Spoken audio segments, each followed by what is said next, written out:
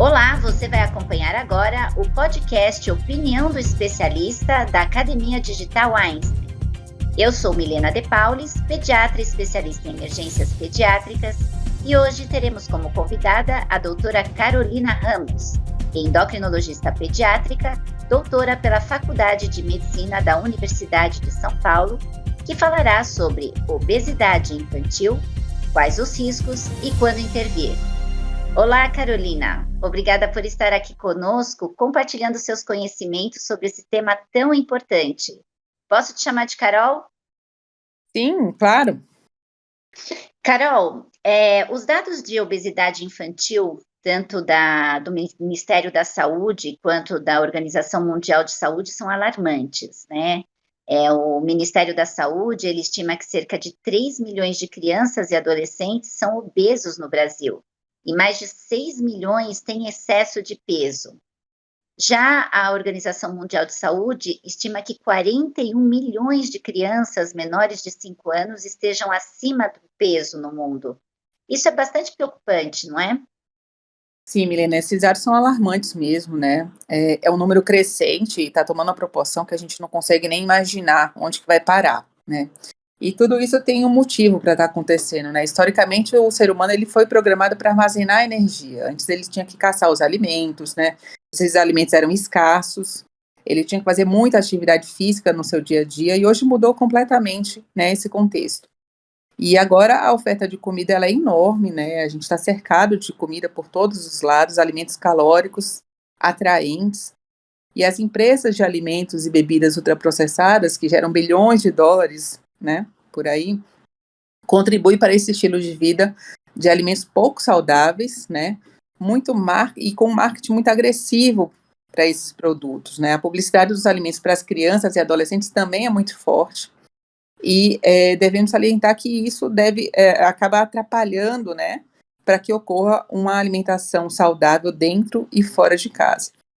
Uma outra coisa que tem contribuído para esse aumento, né, da obesidade em todas as faixas etárias é que a atividade física reduziu muito, né? E falando das crianças e dos adolescentes, antes a gente brincava muito na rua, eram muitas brincadeiras recreativas, com aumento da atividade física, e hoje em dia essas crianças estão trancadas em casa, né? Tem muito mais tela e um aumento importante do sedentarismo.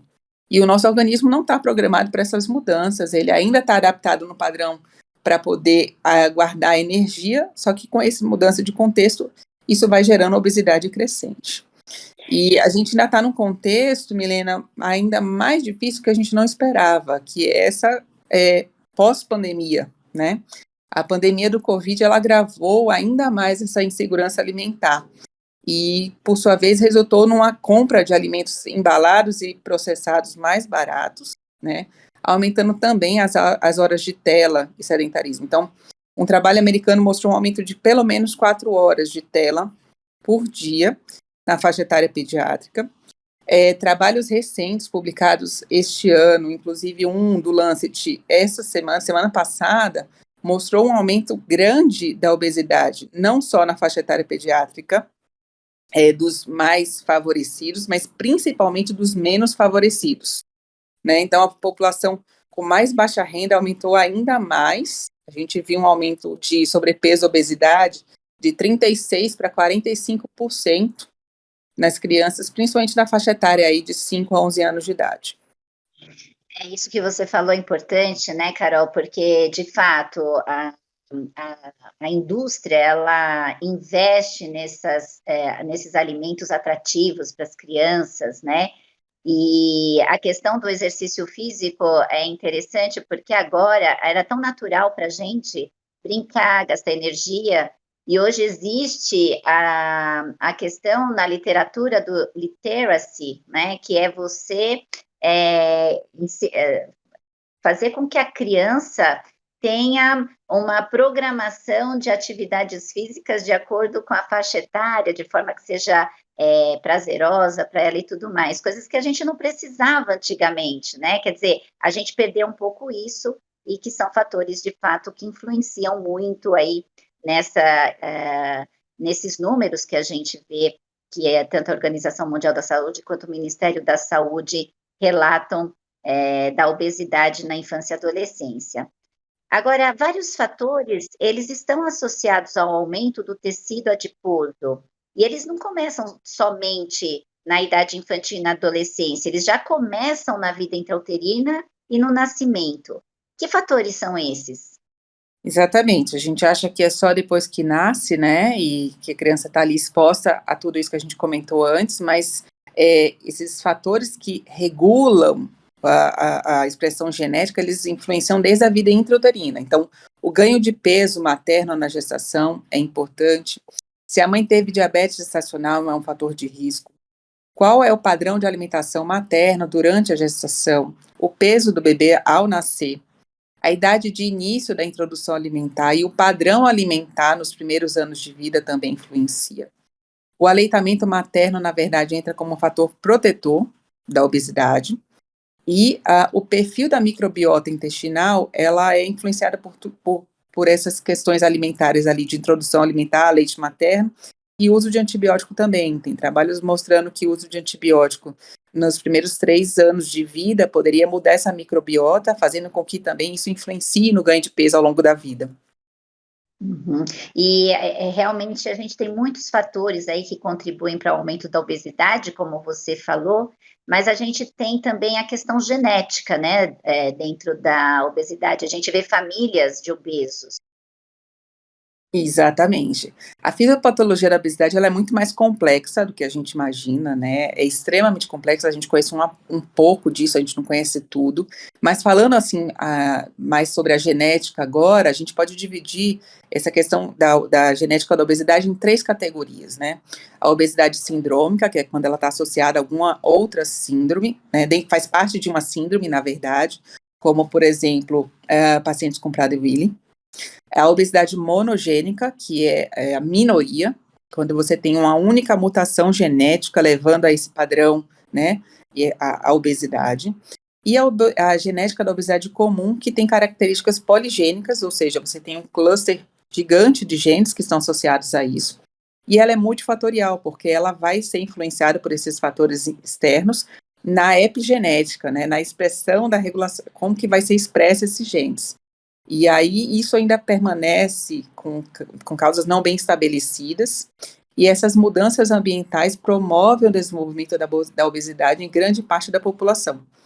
As características individuais determinadas geneticamente, elas contribuem de 40% a 70% para a determinação do IMC, e estudos em gêmeos homozigóticos mostram que mesmo eles em outros ambientes diferentes, né, não compartilhando o mesmo ambiente desde o nascimento, existe uma correlação intrapar importante, mostrando aí essa questão genética como um fator importante. Então, se você tem um histórico de obesidade na família, isso vai levar a uma maior tendência de obesidade naquele filho, pelas questões genéticas, e porque tem outros fatores ambientais ali naquele contexto que também vão favorecer a isso.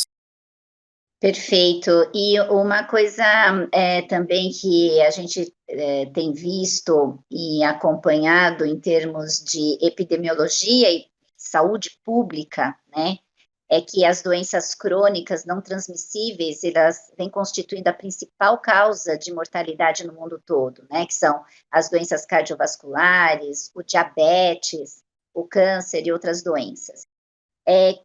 Como a obesidade na criança, ela pode ter impacto nessas doenças, e eu vou reformular a pergunta: quais que os malefícios da obesidade na infância e adolescência podem trazer no futuro?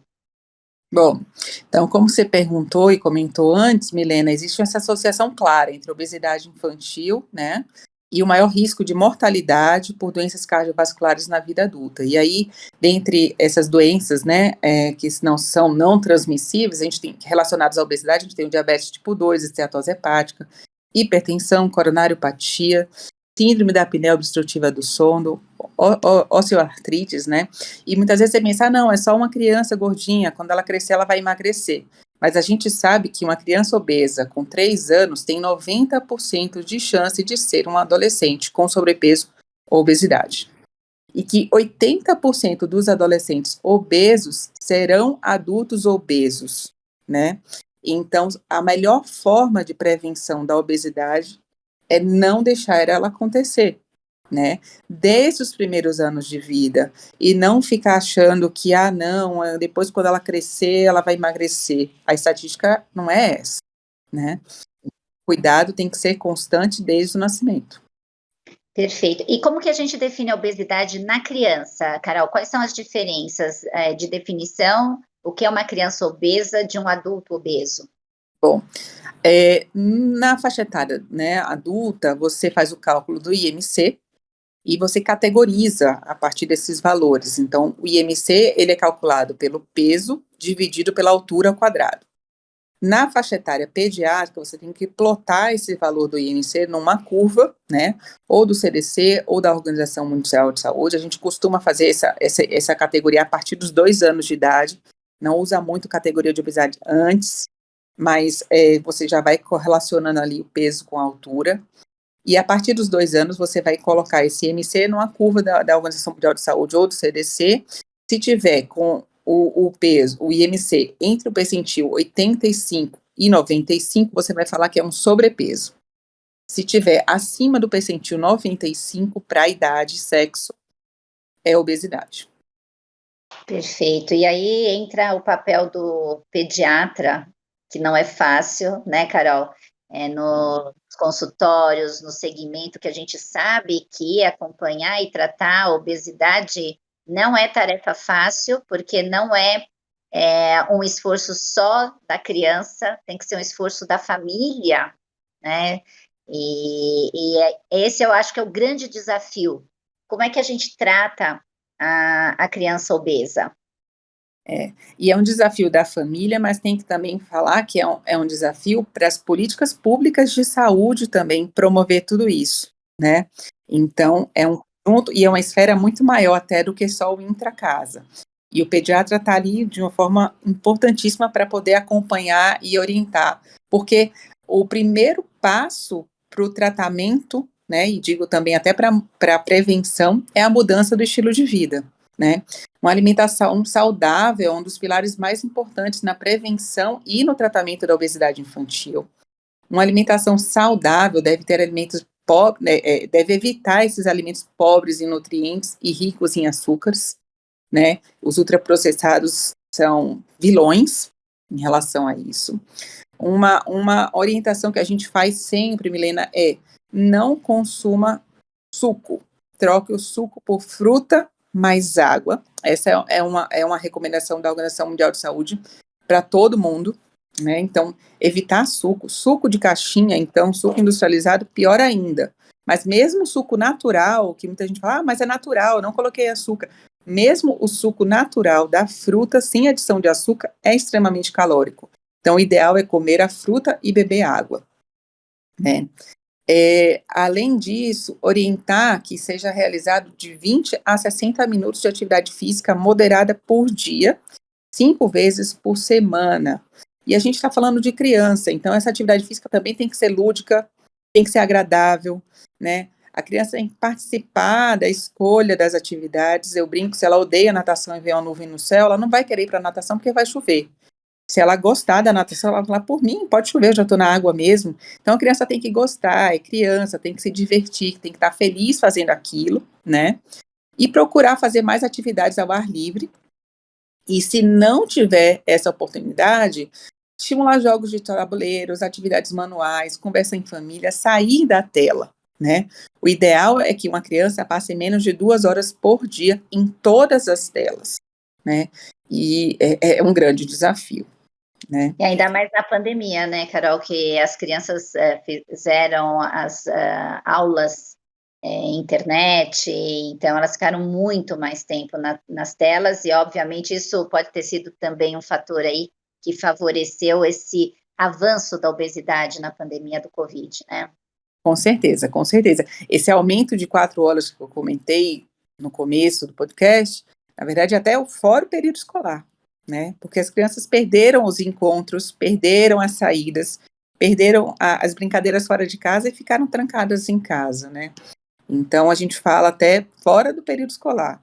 E a gente está ainda nesse processo de volta, né? Até as escolas, algumas crianças eu vejo que as escolas estão fazendo aulas com tela dentro da própria sala de aula, né? Incrível. Exato. E, Carol, essa questão também, que criança para comer fruta, verdura, que seria a porção maior aí da composição do prato, né, para a gente realmente ter essa alimentação saudável, a estimular também, né, as crianças a irem juntos, fazer as compras, escolherem qual o legume que elas querem, colocarem juntos para preparar a alimentação, isso também é uma estratégia de atração, não é? Sim, você tem toda a razão. Eu falo até, né, na consulta, quando eu começo a perguntar, você come verdura e legumes? E a criança fala que não, eu pergunto para os pais, vocês comem verdura e legumes? Porque não adianta falar só para a criança e para o adolescente. Se o pai e a mãe, se quem está dentro, ali do lado dele não está comendo, por que que ele acha que ele vai ter que comer, né? E, mais uma vez, a criança é muito lúdica, então envolver ela nas escolhas, envolver ela no fazer a comida, né, no preparar o lanchinho antes de ir para a escola. Então, de manhã é uma correria, você acorda, sai correndo, arruma, coloca o uniforme, escova o dente. Então, preparar esse lanche antes, se programar, fazer uma lista de lanchinhos saudáveis, e junto com a criança e com o adolescente ir no supermercado escolher, pensar o que vai ser legal, né? Tem um programa chamado Desrotulando, né? Que é você prestar mais atenção nos rótulos e entender o que aquilo ali tem dentro, né? O que tem dentro daquele produto. O ideal é a gente sair das embalagens e procurar alimentos cada vez mais in natura, e a criança precisa estar envolvida nisso, né? Eu falo que às vezes até montar um prato com uma carinha, então, sei lá, o tomate é o olho, a cenoura é a bochecha, e vou comer o olho, vou comer a bochecha, e isso daí faz com que aquilo ali seja gostoso, seja agradável, e ela fique feliz nessa mudança.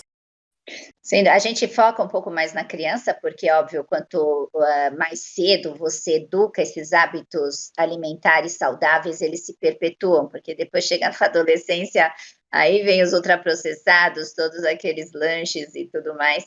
Mas se você já tem um preparo, uma educação anterior, isso com certeza é amenizado também na adolescência, né, Carol? Sim, sim, e volta lá para trás, né, Vilena, desde o intraútero. Então, tem trabalhos que mostram que se a mãe faz uma alimentação mais saudável, variada de alimentos, até o próprio leite materno muda um pouco de sabor e a criança tem uma facilidade até maior de aceitar esses alimentos depois. Perfeito. E depois de tudo isso que a gente tenta, que a gente sabe que não é fácil, o adulto ele já tem um arsenal mais bem estabelecido de medicamentos para o tratamento da obesidade. Quando é que a gente indica a intervenção farmacológica na criança? O tratamento, né, de primeira linha é a mudança do estilo de vida, que a gente veio comentando, né, desde a primeira pergunta, mas muitas vezes ele é desanimador, né, dá trabalho, muitas vezes ele tem respostas desanimadoras e frustrantes, né, e você fica pensando, e agora? Qual que é o próximo passo, né?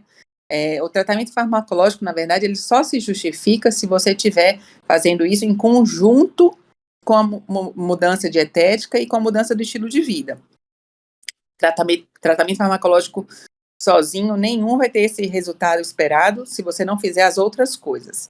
Mas, quais são os recursos que a gente tem hoje para a faixa etária pediátrica, né? No FDA tem algumas medicações liberadas, mas para crianças e adolescentes acima de 12, 16 anos, não são muitas. A Agência Europeia de Medicamentos, a EMA, ela é ainda mais conservadora em relação a essas medicações, né? Mas a gente tem avançado muito nessa área, né? E uma das medicações que tem surgido como opção é a liraglutida, que é um análogo do peptídeo 1, que é semelhante ao glucagon, mais conhecido como GLP-1, e ele tem a função de aumentar o aumento, né, da insulina pós-prandial e reduzir a secreção do glucagon, retardando também o esvaziamento gástrico e induzindo a perda de peso através de uma redução do apetite, né. essa medicação, a liraglutida, ela já era indicada para o controle do diabetes pela Anvisa aqui no Brasil, para os adultos desde 2011, né? E para perda de peso para os adultos desde 2016, quando tinha uma falha na mudança do estilo de vida. E aí, em 2020, foi publicado um trabalho numa revista importante sobre o uso da liraglutida na faixa etária pediátrica para perda ponderal, mostrando uma efetividade e segurança durante o uso dessa medicação numa faixa etária de crianças de 12 a 18 anos. E aí, baseado nesse trabalho, a Anvisa liberou liraglutida para adolescentes, né, na faixa etária pediátrica aí de 12 a 18 anos aqui no Brasil, no ano recentemente, né, e poucos países liberaram, mas essa passa a ser aí uma possibilidade de tratamento para o paciente neste perfil. Perfeito, e essa é a droga que a Anvisa liberou para os adolescentes aqui no Brasil. Existe outra droga que o FDA tem aprovado e que tenha resultados consistentes, Carol, para o tratamento farmacológico da obesidade infantil?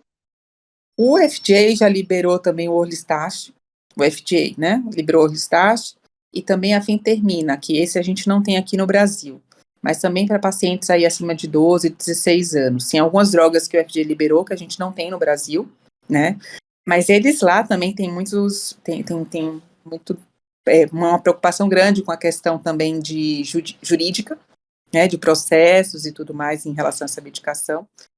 E a Europa é sempre muito mais conservadora em todos os aspectos, inclusive no tratamento farmacológico da obesidade na faixa etária pediátrica. Aqui no Brasil a gente tem oficialmente, né, a liraglutida e outras medicações ainda um pouco controversas.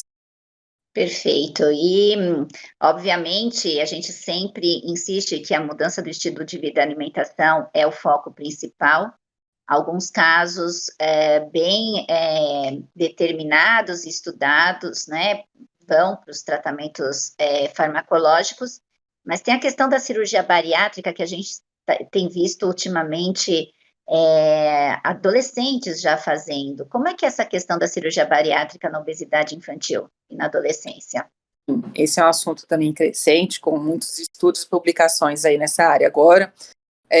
Primeiro a gente tem que fazer o passo a passo, né? A gente não vai direto pensar e discutir uma cirurgia bariátrica. Então, a gente fala até em 4 passos, 4 steps. O primeiro é a prevenção, né? Promoção da saúde e prevenção da obesidade. E aí, se você está diante de um paciente com sobrepeso e obesidade, fazer essa perda ponderal estruturada, com mudanças do estilo de vida, pensar aí numa nutricionista, né? Uma equipe multidisciplinar, psicólogo, educador físico. Se você tem uma falha aí nesse segundo passo, você vai pensar também uma estruturação ainda maior e pensar até na medicação. E se você tem uma falha de todos esses passos e você ainda está diante de uma obesidade grave, pensar no tratamento cirúrgico, né? A cirurgia bariátrica já tem sido já tem dados da cirurgia bariátrica na população pediátrica há alguns anos, a gente já tem alguns trabalhos. A primeira coisa é quem que seria o candidato a fazer essa cirurgia bariátrica.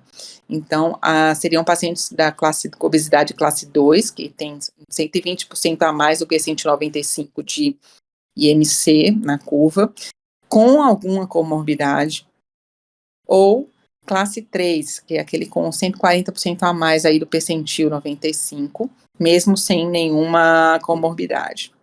A outra pergunta importante, Milena, mas quem que pode fazer essa cirurgia? Assim, qualquer idade poderia fazer a cirurgia bariátrica? E, mais uma vez aqui, né, a Sociedade Americana de Metabologia e Cirurgia Bariátrica, eles colocam a idade mínima de 10, 11 anos. Claro, se tiver aquela obesidade de classe 2, classe 3, né? E não considera o estadio de Turner nem a idade óssea. Já a Sociedade Europeia de Endocrinologia e a Sociedade Pediátrica de Endocrinologia, eles consideram já estar no estágio Turner 4, 5, ou seja, já no final da puberdade, já ter passado, né, por essa fase de crescimento e desenvolvimento puberal, né, e já está com a estatura final atingida para poder ser um candidato. Então, mesmo aqueles com classe 3 não faria cirurgia se não tivesse com essa idade mínima e já chegando na altura final. Mas eles também colocam fatores de exclusão. Então, adolescentes com atraso do desenvolvimento neuropsicomotor não são candidatos. Adolescentes com transtorno do espectro autista ou obesidade sindrômica também não seria candidato para cirurgia bariátrica. Mas então ainda é bem importante. E dados publicados, Milena, de pacientes que tiveram, que realizaram cirurgia bariátrica, mostram uma resposta interessante, né, da cirurgia, não só logo após, mas também no follow-up maior aí de 5 anos, reduzindo as comorbidades, e a perda ponderal é maior no começo, depois ela tende a se estabilizar. Então é importante a gente entender que a cirurgia bariátrica é o último recurso, e o mais importante é a gente, de fato, investir em alimentação saudável, estilo de vida, acompanhar de fato, porque a obesidade é uma doença, né, que impacta na saúde pública. Então, o especialista, uma equipe multidisciplinar, o endocrinologista pediátrico, o nutricionista, o psicólogo devem estar envolvidos, e muito importante a família estar junto, né, nesse processo todo, né, Carol? Eu agradeço muito a sua participação nesse nosso podcast e esperamos que vocês que nos ouviram tenham gostado do episódio. E para conhecer mais conteúdos oferecidos pela Academia Digital, acesse o www.academiadigital.einstein.br.